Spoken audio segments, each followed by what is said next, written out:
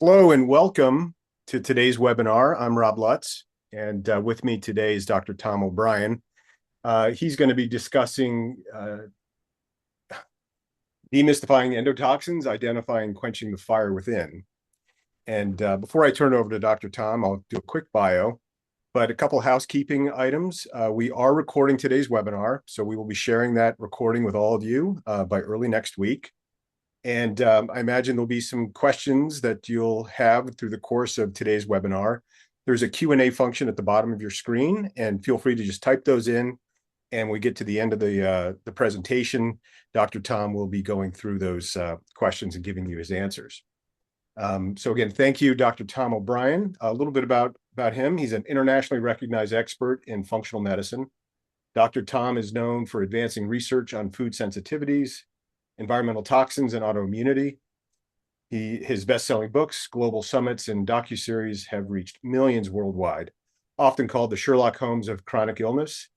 Dr. Tom combines complex science with compassion, rooted in research, driven by results, and always delivered with heart to help patients and practitioners create lasting change.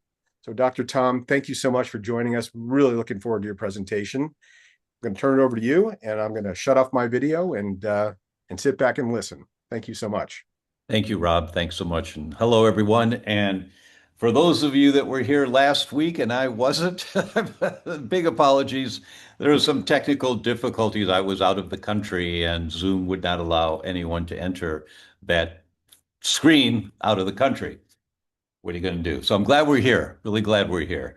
And I'm just going to jump right into it because this topic is one that has become near and dear to my heart. It's our future. It's that I'm not exaggerating. You'll see.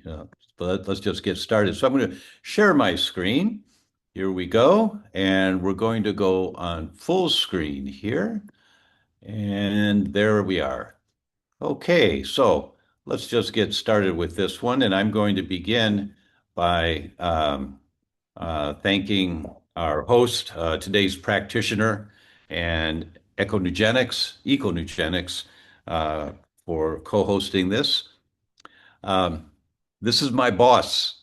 This is my son, and I dedicate this talk to him and all the children of his generation because I believe the only way we're going to save the planet, the only way, is to raise a generation of children that think outside the box. They think differently because we aren't fixing it. You'll hear tonight some of this stuff. So I dedicate it to them. So this presentation is designed as a paradigm expanding. I'm hoping you have a lot of moments that are, wait, what? What? And that it's outside the realm of what you thought was normal. If that happens for you, please type down any questions you have. And also, I'll give you some information how to learn more. I'm hoping that I capture your interest. You know, one of my early mentors said to me, tape a copy of the article that you just read that interested you on the wall so you see it. So I taped it to the ceiling of my bedroom. I did that for a number of years where I just taped the front page or a graph to the ceiling and I go to sleep at night and I go, oh yeah, that's right, that's right. And sometimes in the middle of the night, I'd wake up and I'd have a thought about that topic. Or I'd drive down the road 3 days later and I was thinking about that topic. That I gave myself permission to think outside the box a little bit. And if we don't do that in our busy lives with topics that we think are really important to learn more about, if we don't just give ourselves permission one way or another, we're too busy and we just won't allow the free time in our brains to think about something.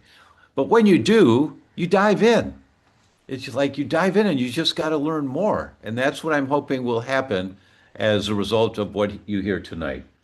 And I'm giving you a gift, and the gift is all the slides that you'll see tonight will be available to you by tomorrow morning. Perhaps tonight, but certainly by tomorrow morning. And that's the URL. My website is thedr.com. and / today's practitioner, and you've got the slides. So why talk about lipopolysaccharides? And for those of you that don't know, I don't have the slides in here, but what's the difference between lipopolysaccharide and endotoxin? Because the title of this talk is endotoxin. When LPS gets into your bloodstream and your immune system gets activated, it is now called endotoxin. No longer is it just LPS, it's endotoxin, meaning you have an activated immune system trying to protect you. So some papers will talk about endotoxins, some papers will talk about LPS, a few talk about both, but that's where it is. But why talk about this stuff? Well, here's one reason. In this study of 79 centenarians who were disease-free and 178 people who had had a heart attack and survived under the age of 40, and 178 people under the age of 40 who were healthy. They looked at those three groups, and what they found was that disease-free centenarians had significantly lower levels of the protein zonulin, which causes leaky gut in excess, and LPS. Those were the only two factors that every centenarian had significantly lower levels of than healthy 40-year-olds and unhealthy 40-year-olds who survived a heart attack.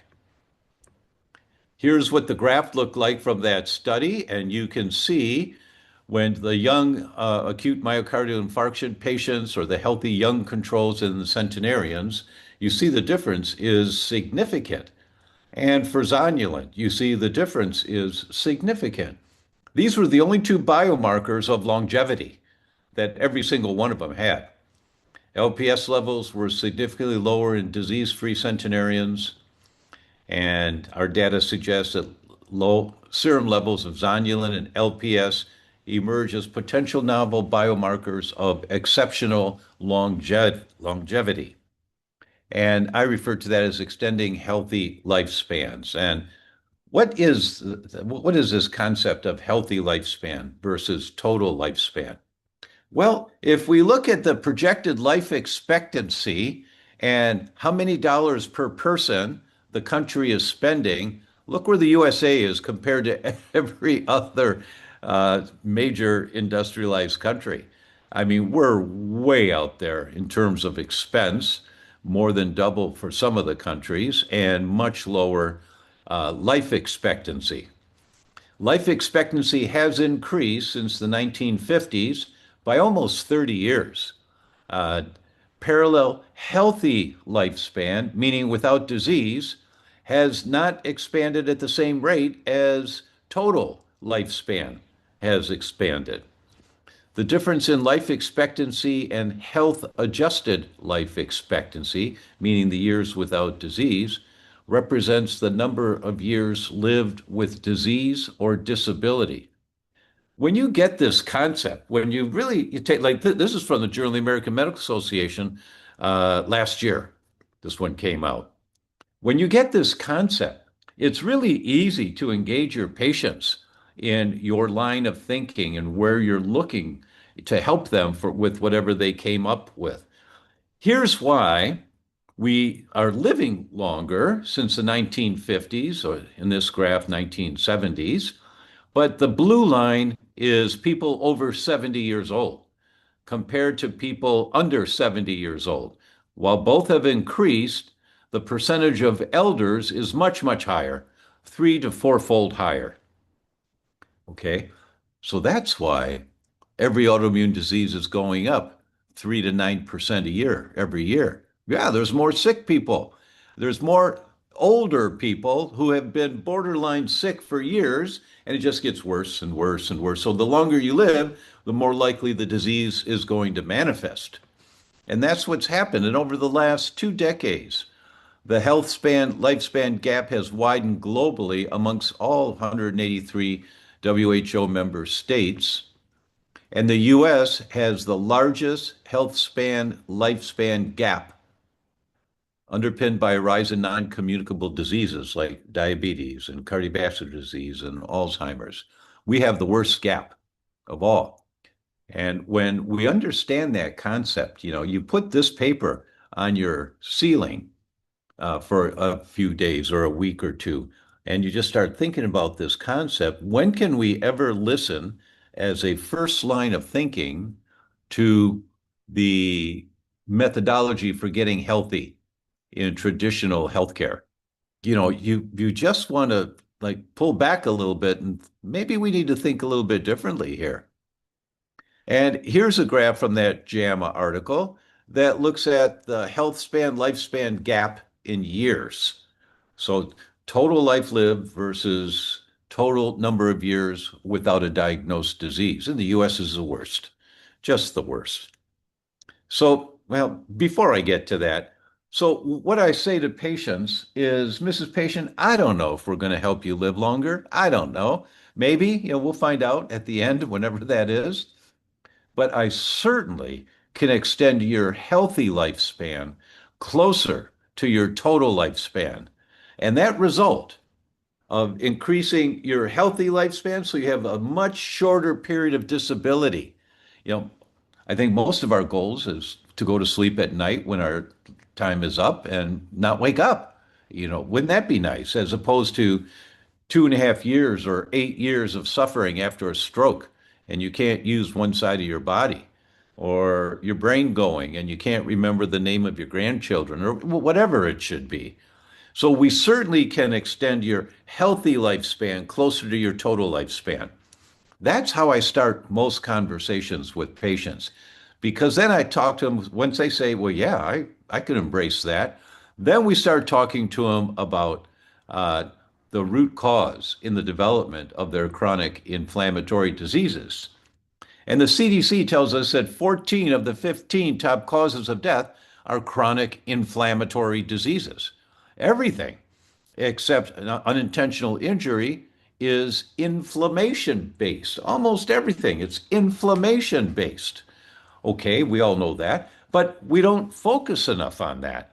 So, Mrs. Patient, if inflammation is fueling your disease, then the question is, where is the inflammation coming from? Indeed, chronic inflammatory diseases are recognized as the most significant cause of death in the world today. And the Italians came up with the term back in 2009, inflammaging, that is inflammation that fuels the aging process. So if you want to slow down the aging process, the key is to always include reducing the triggers of inflammation that's causing and fueling the aging process.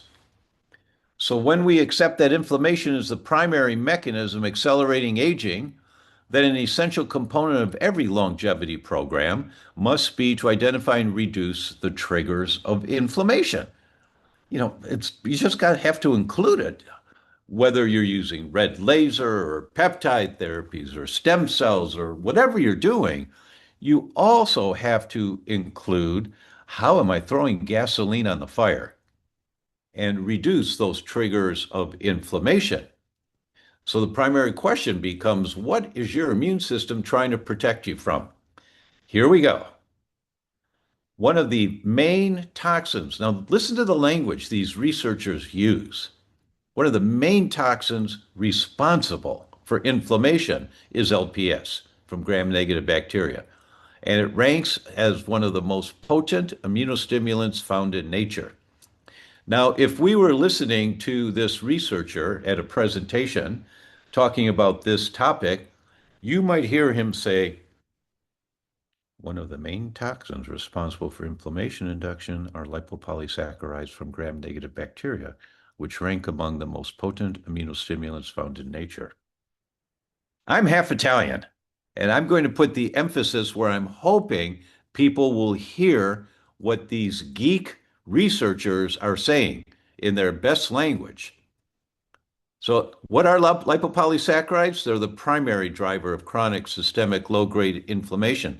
Look at the title of this paper, and then listen to what they say. LPS is perhaps the most potent stimulator and trigger of inflammation known. And when they look at many different chemokines, cytokines, amyloid beta, LPS, Alone or in combinations, LPS exhibits the strongest induction of pro-inflammatory signaling in human neuronal glial cells of any single inducer. Nothing, have they found, is more potent and stronger in inducing the inflammation response in the brain and the central nervous system. LPS is the outer membrane of gram-negative bacteria. Mrs. Patient, you've got good guys and bad guys in your gut. Most of the bad guys are called gram-negative. And the way that that bacteria has learned to survive in nature over thousands and thousands of years, whether that bacteria goes into a monkey or to a cat, a tiger, a raccoon, it doesn't matter. Whatever the animal or mammal is, a human, it developed this protective shield around it called lipopolysaccharides. It's a coat of armor that protects the bacteria from the immune system of the mammal that the bacteria has just gotten into. This is lipopolysaccharide. Just look at that for a minute. How are you going to fight that? How can you fight that?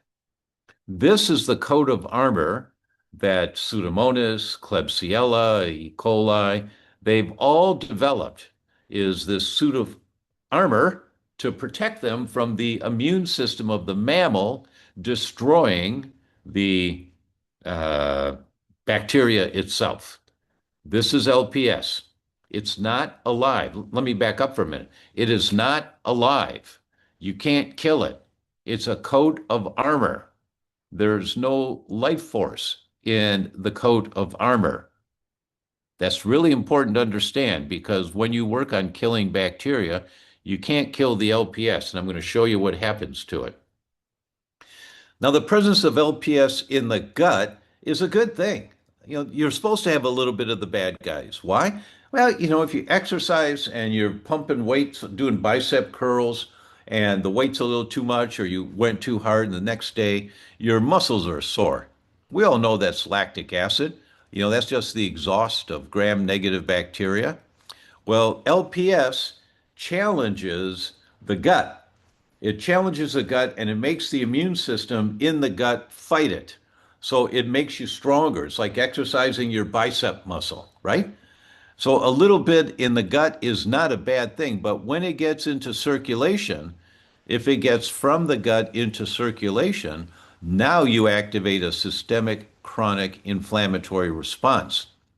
And when you read some of these studies, you understand it's the low-grade chronic systemic inflammation. I call it the I feel fine syndrome. I feel fine. But if you did the biomarkers, you would see you've got a lot of inflammation right now. That is the trigger that fuels chronic disease.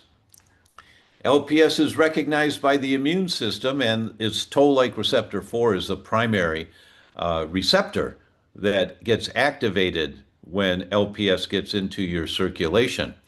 And it's responsible for the development of the inflammatory response. It activates the whole inflammatory cascade. Bacterial endotoxin, once again, LPS, ranks among the most potent immunostimulants found in nature. Now, you think of these geeks and that they're not usually graphic people. Usually, they're really in their world of what they love to study and write about, and is the main trigger of gram-negative sepsis, which affects millions of people worldwide. LPS is the primary cause of sepsis, the primary cause, which is an inflammatory syndrome characterized by an overwhelming systemic response to bacterial infections. Sepsis is an infectious disease characterized by a systemic inflammatory response with tachycardia, fever, hyperventilation, and affected white blood cell count.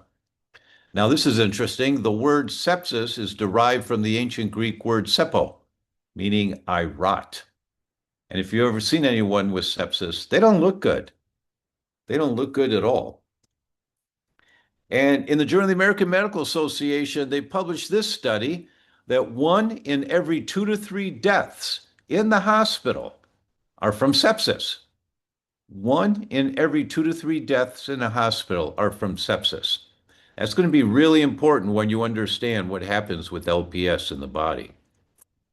During sepsis, exposure to endotoxin probably occurs in low doses intermittently over extended periods of time from a tissue site and not as a single bolus.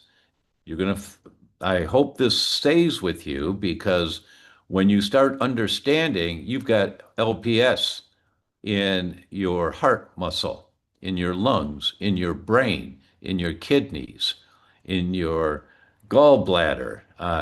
Wait, what? What? Then you start to imagine what happens where this chronic systemic inflammatory response that's overwhelming the inflammatory cascade, the cytokine storm of sepsis. Then you start understanding maybe this is where it comes from. And this is a study that really did that for us back in 2010. This was such a great, exciting study at the time. Two type of macaque monkeys out in the wild. The pigtail macaque always has diarrhea, always. The rhesus does not.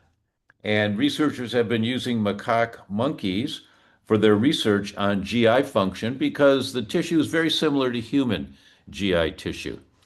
So the pigtail macaque on the left, that's what leaky gut looks like on the lining, inside lining of the gut. Whereas the one on the right, no leaky gut. When they stained the tissue for LPS, that's the dark brown color, when they stained it in the pigtail that's always got leaky gut, LPS made up 13% of the tissue. Wait, what? What? Not that you got a little LPS in your bloodstream. It's the tissue, 13% of the tissue. The range was from 6 to 42% of the tissue. Now, which ones do you think would die of sepsis? Who's rotting when you've got this coat of armor embedded in your tissue, activating your immune system, trying to fight it? And it can't. The immune system can't kill LPS. It just can't. And then on the one on the right, the rhesus monkeys with no leaky gut, very little, 0.274, I think it was, of the tissue is made up of LPS. Yeah, 13% in the lamina propria of the leaky gut mammals and 0.274% with no leaky gut. So 13% of the tissue is saturated with LPS, not just the gut, your heart, your lungs, your liver, your brain, your kidneys. And in that same study, this was 2010, this was 16 years ago, they showed the remnant LPS in the peripheral blood mononuclear cells, in the spleen, in the axillary lymph nodes, the inguinal lymph nodes, the mesenteric lymph nodes, the duodenum, the jejunum, the ileum, the cecum, the colon. It's throughout the entire body when you've got long-term chronic leaky gut, allowing it to get in there.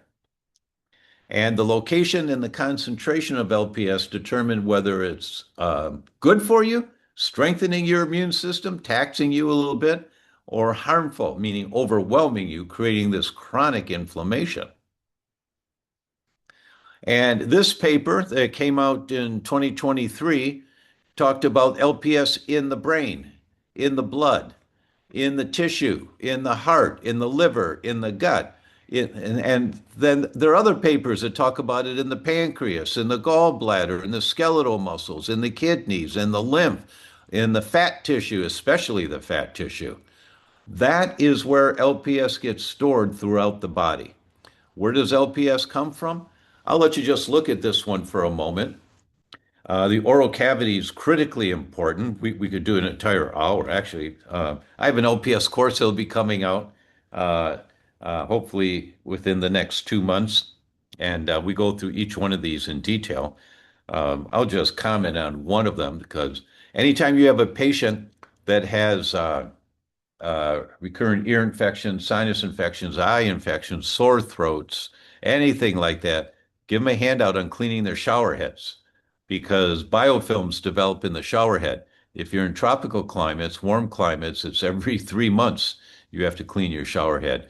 If it's more temperate climates like Colorado, they checked this one paper. It was Colorado and Hawaii.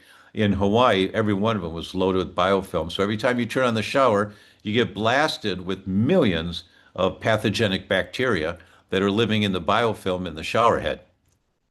And in warm climates, you have to clean your shower every 3 months or so. And in more temperate climates, about once a year, you have to clean your showers. And you can go to my website, thedr.com/shower, and download the handout. Use that handout, make it up, take pictures of it, put it on your stationery. It's fine. I don't care. Just get the information out to people. Okay, testing. So there are many different tests that look at LPS out there. I prefer silicone chip technology. Mayo Clinic calls it a new era in laboratory medicine when you're identifying biomarkers because it's so accurate. It's really quite accurate. But there are many different labs out there where you can get zonulin level checked. Now, the problem in depending on zonulin levels in your testing is that the lifespan of zonulin, the half-life of zonulin is 4 minutes to 4 hours. So if you do a stool sample, but your body hasn't made any zonulin in the last 12 hours, that you've got leaky gut, but there's not much zonulin right now in the stool, you'll miss it completely. That's why I like looking at the antibodies because their lifespan is 4 to 6 weeks usually or more. So I look at the antibodies to zonulin, the antibodies to actin and myosin, the architecture of the epithelial lining of the gut, and then antibodies to LPS itself. So when you modulate your microbiome, and everybody has their own protocols to modulate the microbiome, to regenerate a healthy, diverse microbiome. I think we can be in complete agreement that one of the primary goals for longevity and healthy life is to reduce the pathogens in the gut, reduce the number of bad guys, increase the number of good guys. And there's a number of ways to do that. We've all got our methodology. It would take me, it's a 2.5 hours that I talk about rebuilding the microbiome in our course, because there's a lot to do. But I'm just going to give you some headlines here of what some people don't think about to include with their microbiome rejuvenation protocols.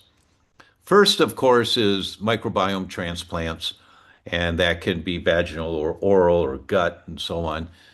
Dietary changes in the use of prebiotics, probiotics, and symbiotics. That's what most all of us will include in some way or another, which is great. They can work. But for example, I'll tell patients, I don't think I have the slides in here for this. I'm just thinking of it now to tell you. Mrs. Patient, get 5 different types of fermented vegetables. Get sauerkraut, kimchi, miso, fermented beets, whatever you like. And every day, have a tablespoon of fermented vegetables. It can be a teaspoon in the morning, a teaspoon at lunch, a teaspoon at the evening, whatever you want. But get about a tablespoon for an adult in a day, about a teaspoon for a child. And it's the long-term use of this that makes a difference because you're re-inoculating with the good guys in the gut. That's what you're doing. And so every day you just take a little bit as a component of rebuilding a healthy, diverse microbiome. So secretory IgA, it's a first line it's a first responder to a toxin coming in. And most stool analysis will look at secretory IgA levels, which is great to know. And if you have low secretory IgAs, you know that you've lost your first responders. And immune exclusion is how do you exclude something from activating an immune response? How do you cover it up in a way so that it doesn't send off alarm signals going down through the gut? And secretory IgA is one of those. So here you see what happens with a bacteria, and secretory IgA comes and grabs onto it, and it gets all locked up, and then it can't get through your gut wall, and it gets escorted out with the poop. And this is strep. This is the agglutination of strep with secretory IgA. That's why we want really abundant, robust levels of secretory IgA. The secretory IgA antibodies have various critical functions: immune protection against infectious agents, establishment of a healthy microbiome, regulating host commensal homeostasis. They're some of the more important aspects of what secretory IgA does. Its production at the mucosal surfaces decreases with age and can lead to an increased risk of infection. It's always a good idea in our elders to check their secretory IgA level. Human nonspecific secretory IgA in a dose-dependent fashion, meaning the more you've got, the more you reduce biofilms in the oral cavity and in the gut. And it's only the secretory IgA does that, not serum IgA, IgG, or IgM, just the secretory IgA. And here's a little plug for glutamine. It helps to increase secretory IgA. Colostrum also increases secretory IgA. There's a number of different things you can use. I'll talk more, some more of them later in here. Pectin will also increase secretory IgA and serum IgA, interestingly. And I'll talk more about pectin in a couple of minutes. So the endogenous response, the response of our own body to LPS, first is the first responder, secretory IgA. Then, if it gets into the bloodstream, antibodies to LPS, or in the gut, antibodies to LPS. Sometimes you can check antibodies to LPS in a stool analysis also. And here in this paper, if you look at the title of the table, endogenous mechanisms, so in your body mechanisms that inhibit LPS activating an immune response. And right now, what we're talking about are the LPS antibodies. And that's once again why I like silicone chip technology. Lactoferrin is something that many doctors are not that familiar with. It's an iron binding protein. It's quite high in colostrum and in breast milk and in external secretions. Uh, but it binds to LPS and may also damage the bacteria inside the LPS. Once again, the LPS is a coat of armor protecting that bacteria. And in this paper on periodontitis, here are a number of studies, most of them human, on how lactoferrin uh, addresses periodontitis. It breaks down the biofilm, it kills off pathogenic bacteria, inhibits Pseudomonas. There are just multiple mechanisms by which lactoferrin. So it's nice to do an oral product with lactoferrin along with your capsular products that work down in the gut. Intestinal alkaline phosphatase, arguably, in my opinion, one of the most important enzymes in our gut is IAP. Why? Because IAP will reduce the toxicity of LPS over 100-fold. It dephosphorylates it, so it breaks it up a little bit so that it's not as potent a stimulator. When you have enough IAP and you dephosphorylate the LPS, it gets escorted out with the poop. When you don't have enough intestinal alkaline phosphatase, LPS goes straight down to activate toll-like receptor on the surface of the inside epithelium of the gut. And then here comes your systemic inflammation, that whole inflammatory cascade with IL-6, tumor necrosis factor, IL-10, and IL-1 beta. They all get activated when toll-like receptor 4 gets activated. It dephosphorylates a number of different types of LPS. So, there's different structures of LPS with the different bacteria because Pseudomonas is very different than Klebsiella. And the LPS, the coat of armor, is a little bit different on them. But IAP is capable of dephosphorylating many different types, including E. coli, uh, breaking down that LPS to have it escorted out with the poop. Here are some of the multiple roles of intestinal alkaline phosphatase. Look at the title of the article. That's why I bring it up here. is because we're going to talk about how to increase it in just a minute. When you supplement IAP with IAP, you're found to rapidly restore the normal microbiota. And this is recommended in traditional circles anytime you give antibiotics. Also, increase intestinal alkaline phosphatase levels, which you can do significantly with the pectin uh, to increase IAP. This is why an apple a day keeps the doctor away. It really does help. Apple-derived pectin can modulate gut microbiota, as previously shown with inulin-type fructans and wheat-derived. I should put this one in here for you because when you put people on a gluten-free diet, you cause more dysbiosis. That is most common. I have a whole course on it on my website.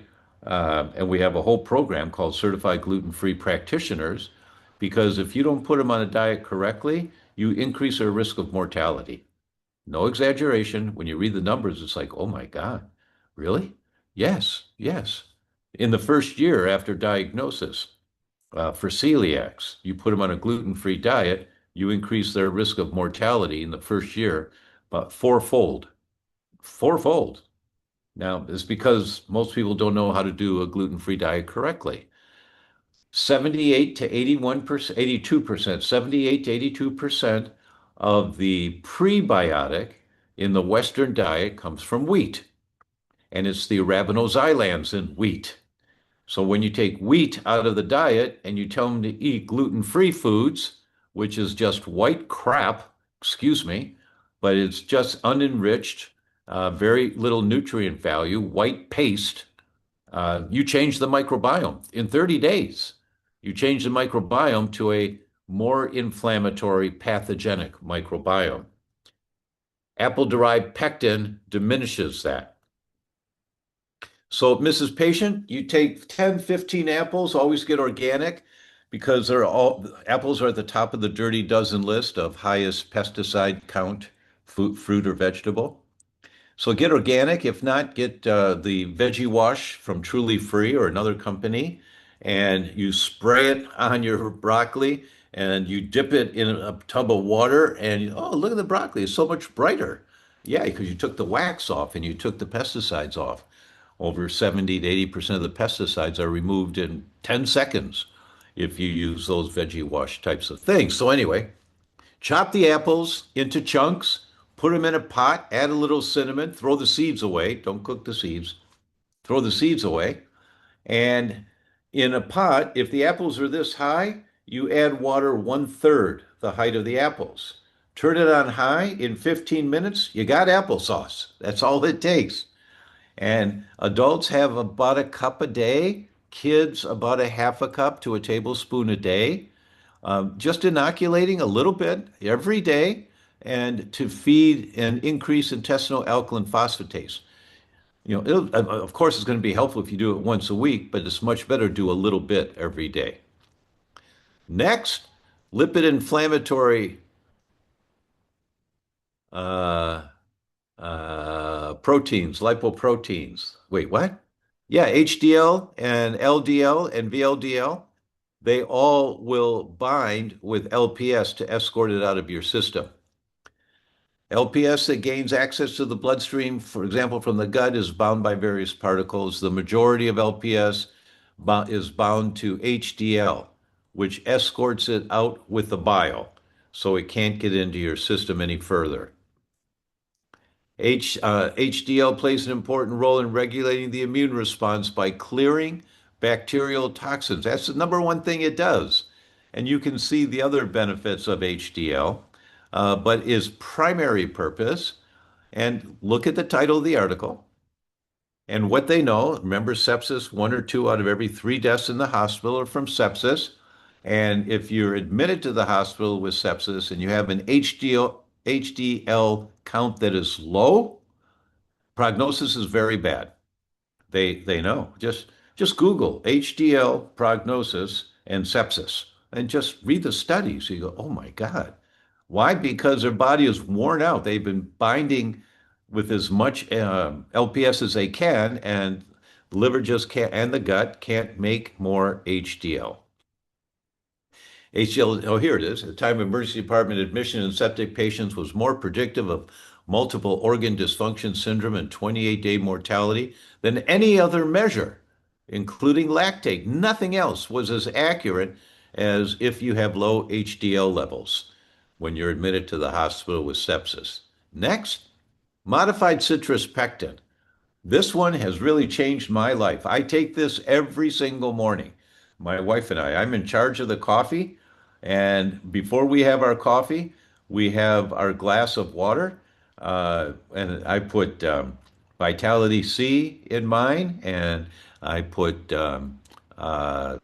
Pectosol in mine and my wife's every morning. And my achy knees have eased up so much as a result of doing that. And when I forget to do it for a couple of days, my achy knees come back. So these findings reveal the activation of downstream pathways of LPS to be dependent on LPS binding to toll-like receptor 4. Well, modified citrus pectin has a higher potential to inhibit downstream signals of LPS. Pectin binds directly to LPS, to the binding site of toll-like receptor 4, so that the LPS can't activate toll-like receptor 4. If you think of toll-like receptor 4 as a catcher's mitt in a baseball game, well, the catcher's got three baseballs in his mitt with Pectosol, then the LPS can't get in there to activate more inflammation. Pectins can enhance the intestinal immune barrier by favoring the adhesion of commensal bacteria and inhibiting the adhesion of pathogens to epithelial cells. Next, this one was new for me when I first heard about it, honokiol. And administration of honokiol inhibits LPS-induced amyloidogenesis. Now, I didn't put the studies in here just for time's sake, but beta amyloid is an immune response in the brain to fight LPS. Beta amyloid is not a bad guy. Robert Noir, neuroscientist at Harvard Medical School, explains it in detail. And what he says is that we call them Lego peptides. And I love that because I've got a 5-year-old, right? And so we play with Legos all the time. And the scientists call them Lego peptides because the beta amyloid that's produced for Klebsiella that got into your brain is different than the beta amyloid that got produced to fight Pseudomonas, which is different than the Klebsiella that got produced for the herpes virus that got into your brain. That they're all different. They're like Lego peptides. But their job is to surround the invader that got into your brain and then secrete a bleach that oxidizes to kill, and then they secrete more beta amyloid to entomb the invader in case anything survived. It's entombed. That's beta amyloid, there to protect you. That's why all of the drugs to fight Alzheimer's have failed, because they're trying to reduce beta amyloid. It's a life-saving mechanism of your immune system, right? You don't try to reduce beta amyloid, you reduce the need for the production of beta amyloid. And honokiol is one of those things that does that. It can permeate the blood-brain barrier. Very, very few nutraceuticals that are safe can permeate the blood-brain barrier. But there's a number of studies that show this does, and the blood cerebral spinal fluid to increase its bioavailability in neurological tissues. Diverse studies have provided evidence on the neuroprotective effect of honokiol in the central nervous system due to its potent antioxidant activity and amelioration of the excitotoxicity related to the blockade of glutamate receptors and reduction in neuroinflammation. Honokiol has emerged as a multifunctional compound with many potential therapeutic properties, and you can see them there. Antioxidant, anti-inflammatory, antimicrobial, anti-cancer, antithrombotic, antidepressant, neuroprotective. Studies on all of this, really impressive studies. As a matter of fact, I put this slide in here to show you.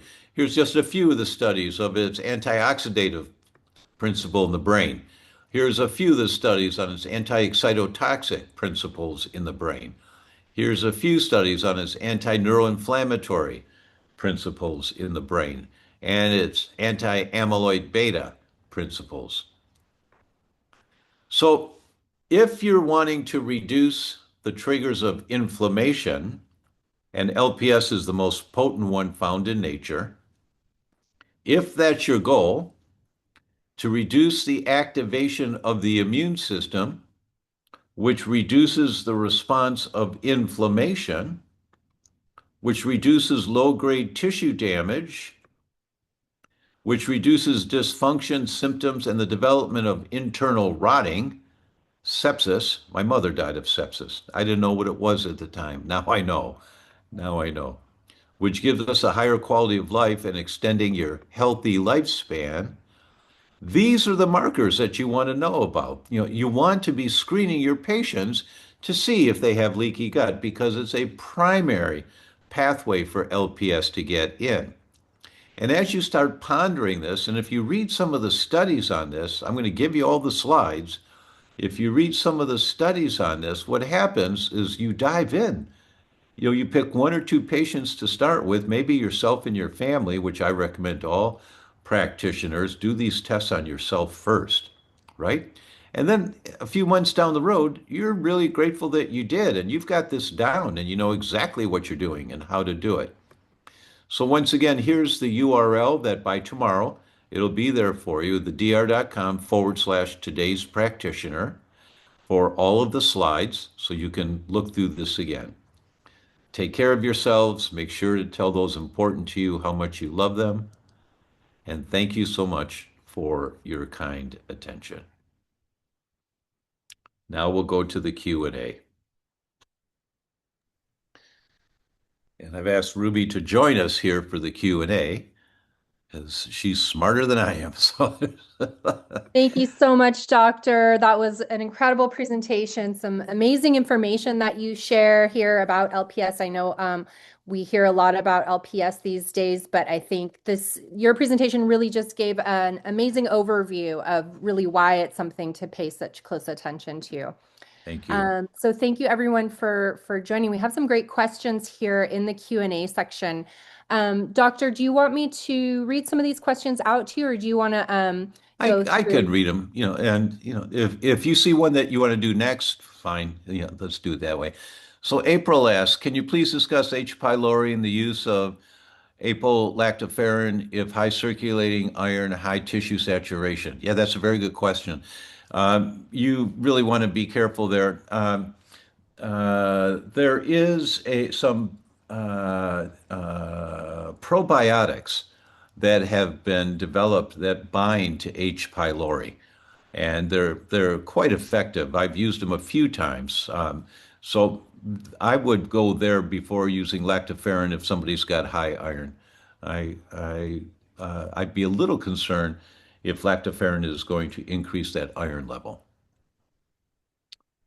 How cautious do you need to be with supplementing carnitine and phosphatidylcholine if overgrowth of LPS producers? Is checking TMAO reliable? Yes. As far as I know, I would want to check TMAO, and I would not be using carnitine if they already have a high TMAO level, and I'd be asking, why do they have a high TMAO? Where is the disruption of the probiotic balance? Where's the diversity of the good guys? What about the keystone species? I'd check that gut and then would prescribe accordingly for that. April, you got a lot of questions, girl. That's great. Do you measure IAP? No, I do not. I have not found a stool analysis yet that does measure intestinal alkaline phosphatase. I have not. So all of my patients with the leaky gut get the applesauce handout. They all do. Carrie asks, if someone has functionally high alkaline phosphatase, over 100 on CMP, is that a surrogate marker of intestinal permeability and systemic LPS? Or is it a general marker of liver inflammation? It's a marker of high alkaline phosphatase. You have to do the breakdown. There's 5 different kinds of alkaline phosphatase, and you can do that on a serum test. I haven't done one in many years, but you can, and you can identify which of the alkaline phosphatases are actually high. So when you measure a serum alkaline phosphatase, it's a combination. It's not one of the five. You know, it's kind of pooling them together. Ruth asks, how about stewed apples versus applesauce? I don't see why not. I don't know that you get as much concentration. That's a single apple. It's certainly going to be an apple a day keeps the doctor away. You know, that's certainly going to help. But I recommend all of our parents to um, do applesauce and have the kids help. Have the kids help make it. Then they're more likely to eat it, you know, because they're helping to make it. And then you can experiment, put some cinnamon in there or throw some raisins in there, and you can say, well, let's try white raisins in this batch and see what you think compared to the black raisins we used last time. You know, get them engaged in the process. Allison asks, any thoughts on statins and LPS? That's a really good question. I've never seen a study that compared the two, but it makes sense if you're lowering your lipoproteins with a statin, might higher. I have a at this point it's an hour and a half in the LPS course on lipoproteins because of LP little a is huge in there, HDL, LDL. And why do you think LDL gets oxidized? What's the process of oxidation? Well, part of it is that LDL binds with LPS. And now you've got a bacterial threat here. And so it gets oxidized, probably very similar. I'm not a chemist, but probably very similar to beta amyloid in the brain. There's probably similarities there in terms of trying to save your life from this stuff, right? So that's a very good question about statins and LPS. I've just not seen a study on it. Ruby, have you seen anything on that? No, I haven't. But your interpretation makes total sense, and I'll keep an eye out in the literature because I think, the emerging focus around LPS is sort of leading towards more of a branch out, I think, in overall research Right. of this area. But yeah, I have not seen any studies so far. Okay. April says, can you assume leaky gut if low secretory IgA? I do. I've not seen a paper that can confirm that, but clinically, I've seen that a number of times. What percentage of Americans have increased intestinal permeability? It's extremely rare to have someone back on a first test that does not. Who didn't grow up on Coca-Cola and Mountain Dew? You know, and Snickers and Three Musketeers and whatever other.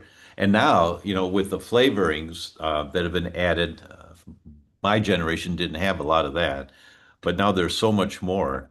And the gums that are being used that create such inflammation in your gut, um, it's a real coup of accomplishment when you take a patient and you identify their dysbiosis, and then you recheck in 6 months or a year, and they've got a much more normal, higher concentration of keystone species. It's a real coup. You've done a job. You've done a great deal to extend their quality lifespan. So, uh, Carrie says, what is your suggested dose of modified citrus pectin? The recommended dose of Pectisol is 1 scoop daily, which is 5 grams, but some practitioners feel it's not enough. I've seen that before. I'm going to let Ruby really take that one because she's an expert in the use of Pectisol. So yeah, 5 grams is the 1 scoop, or if you're doing capsules, that's 6 capsules, and that's the baseline, kind of the lowest dose for maintenance or for starting out. And the clinical dose that has been used in, for example, the prostate oncology studies, the clinical studies on detoxification in heavy metal removal, all used 15 grams a day. So that's 3 scoops if you're doing the powder, or 18 capsules. And that can be broken up because 3 doses per day can be a little tricky, especially since you want to take it kind of away from food. So what a lot of people on the 15 grams a day dose will do is take a dose and a half, like a scoop and a half in the morning, and then again later in the day. So that is the higher dose. And oftentimes, if you're not seeing results, or if your patients or clients aren't seeing results at that 5 grams a day, then titrating up to that 15 grams can often bring those results that you're seeking. Thank you. That's really great news. And when I've done, I do 1 scoop in the morning, and a couple of times, I think 3 times now in the last couple of months, I've taken a second scoop in the afternoon if I've noticed that my knees have been bothering me, and then it's gone.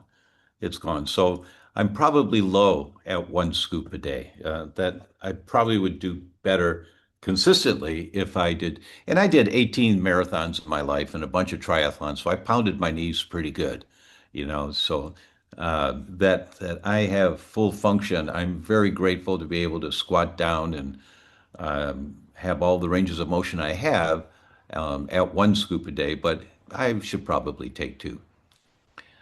April asks, is Pseudomonas the hardest to decrease? Any biofilm pearls recommended? NAC enzymes, etc. I have not seen Pseudomonas be more difficult than Klebsiella for me. That when we do pre and post, we've been successful at reducing their loads. I think all but one time maybe back to full normal ranges. Uh, Biofilm pearls, sure. Biocidin.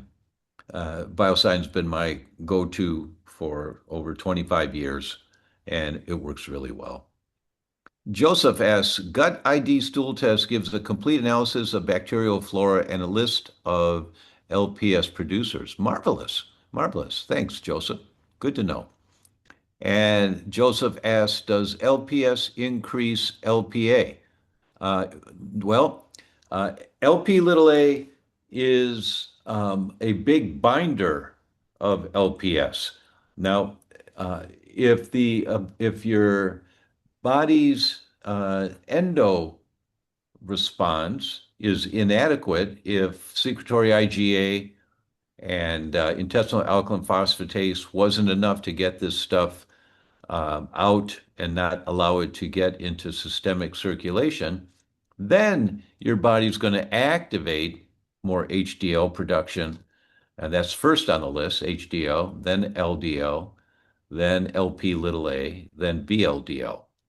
So to say that LPS increases LP little a is kind of a generic in the ballpark statement, but I wouldn't say it's quite right on the money.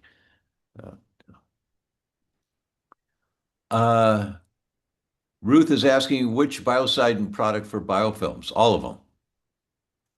All of them. I don't give one, I give them all. Dentocidin, all 3 forms of the biocidin products.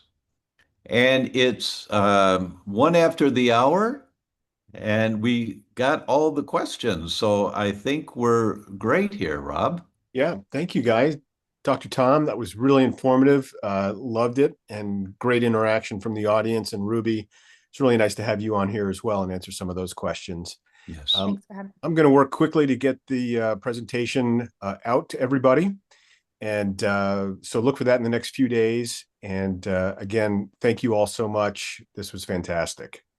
Thank you, everyone. Thank you. Bye.